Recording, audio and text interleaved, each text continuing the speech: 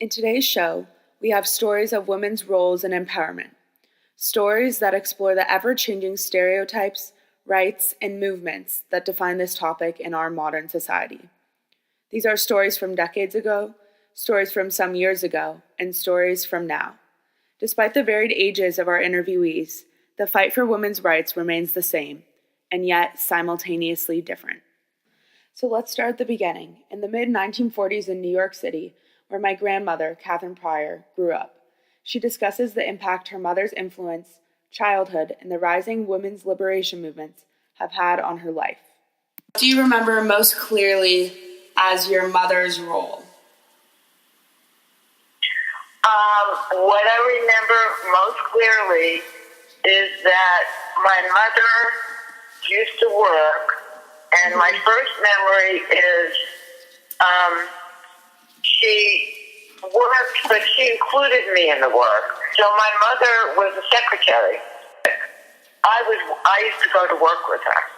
So my first impression was that women have jobs and women do things. Nanny always worked. She worked until I was in high school.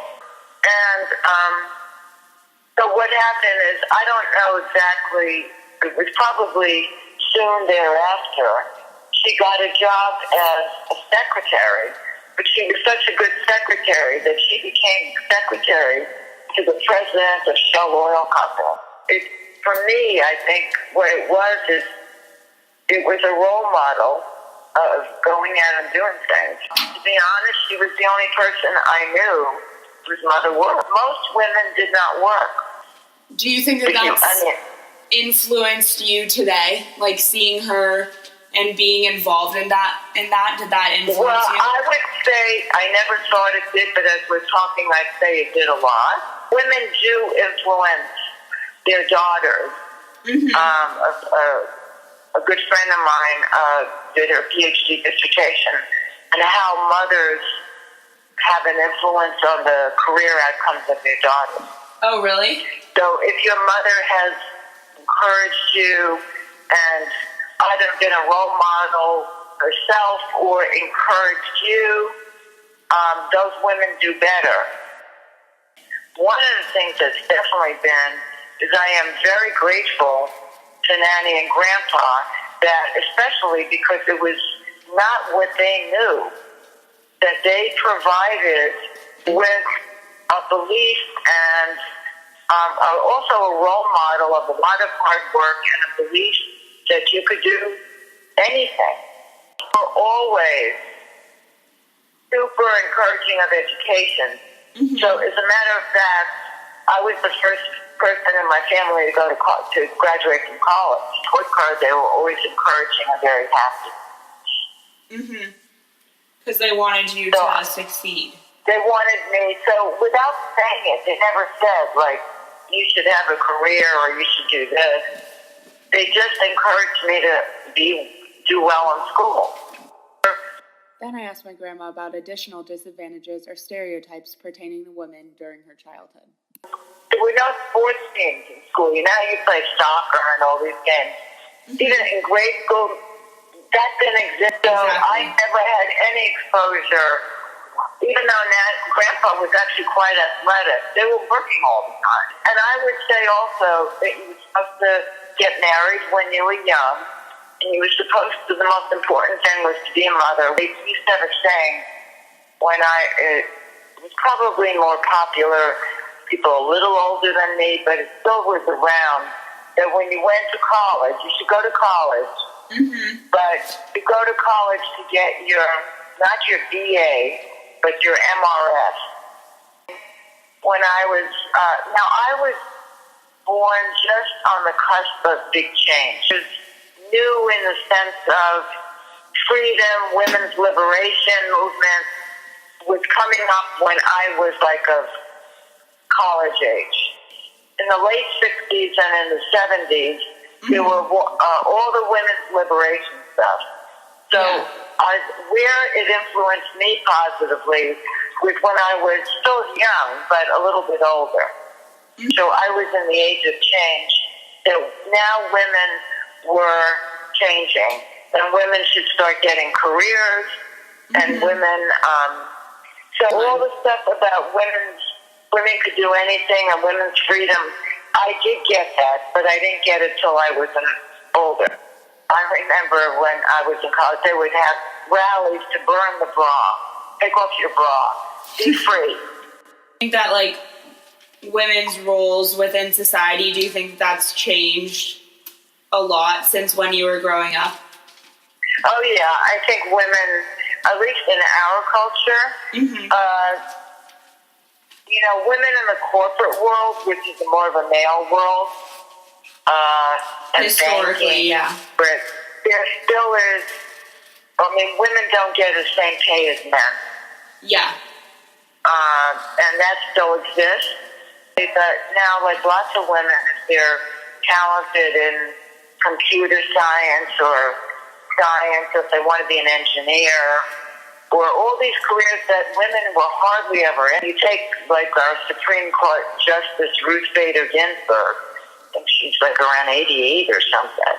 She was an anomaly for her age.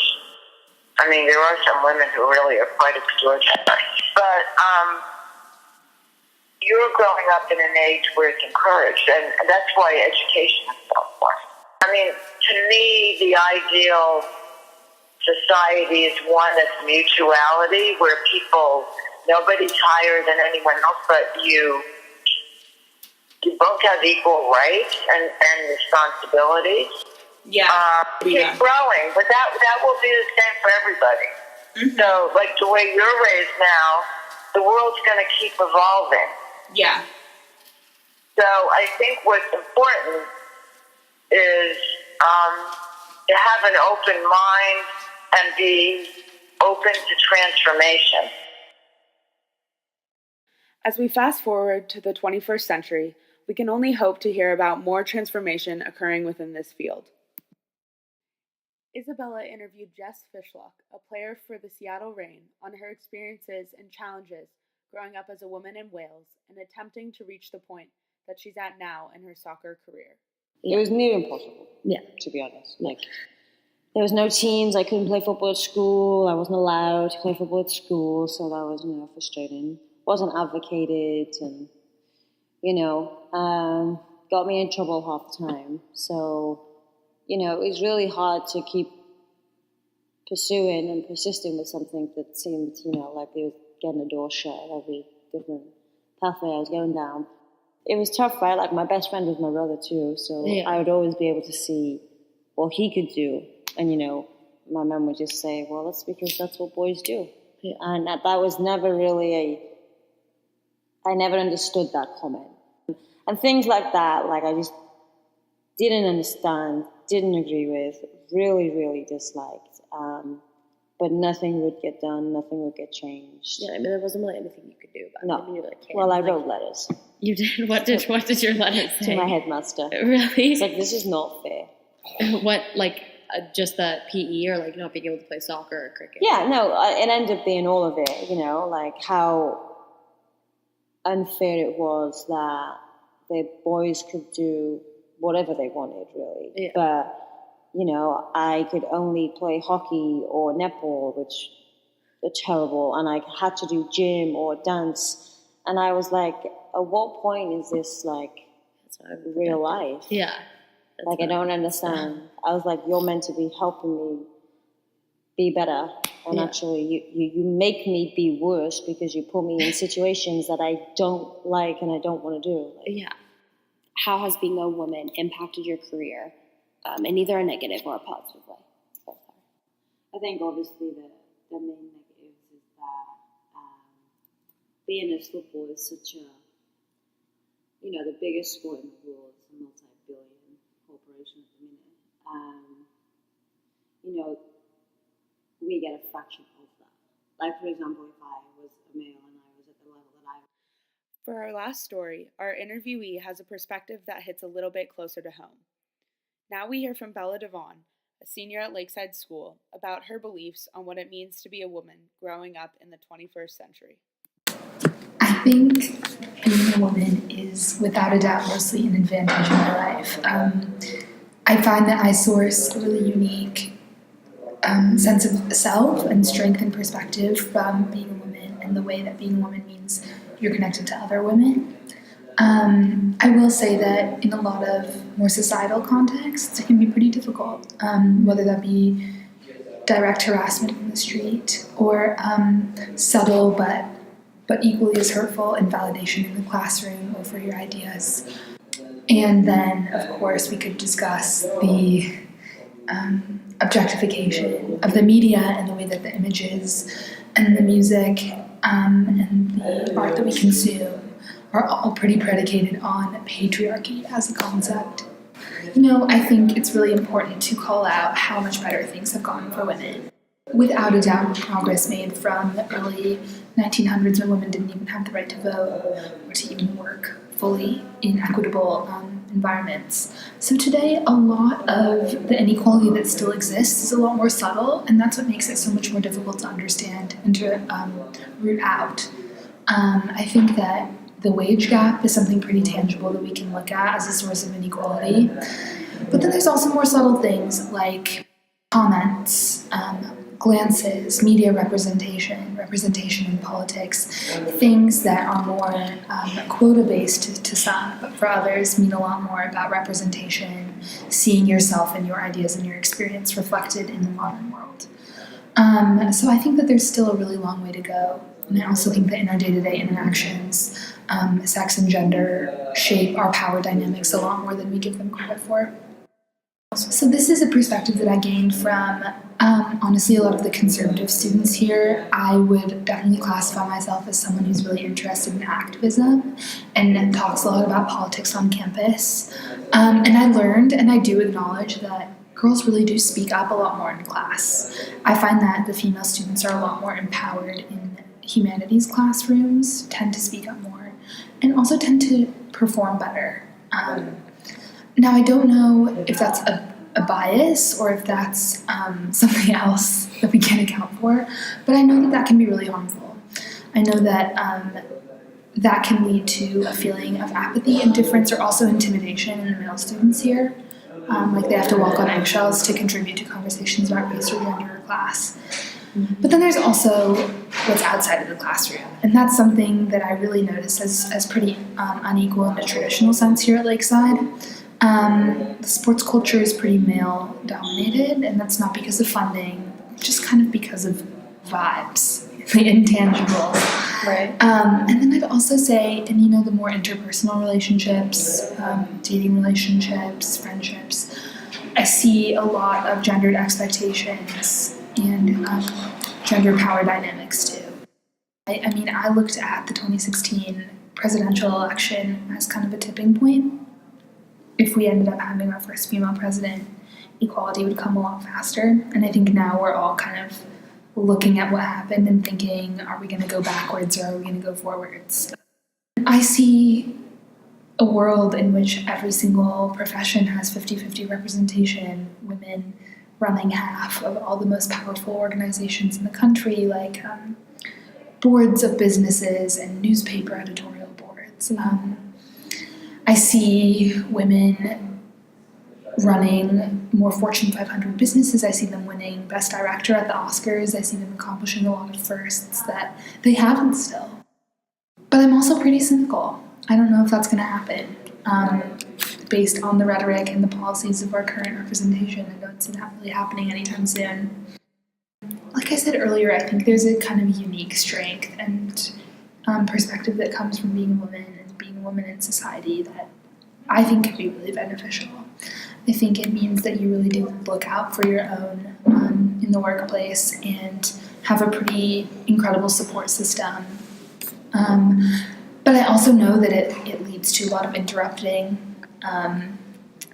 pay disparities, subtle comments, objectification. And I don't know what I'm in for. And I also don't know what I'm going to be doing. Like, I think some fields have less issues than others. So if I'm in something that's already pretty pioneered by women, like, goodness, I don't want to generalize, but like teaching, for example, as a profession has a lot more women in it than STEM or news or filmmaking. And so I'm aware of that too. I think there's a tendency in the movement movement to be too self-aware and to be kind of concerned with and afraid of asking for too much space, making too much room for yourself. And I think that sometimes stops us short. It's definitely true that this movement has to be inclusive and accessible to men.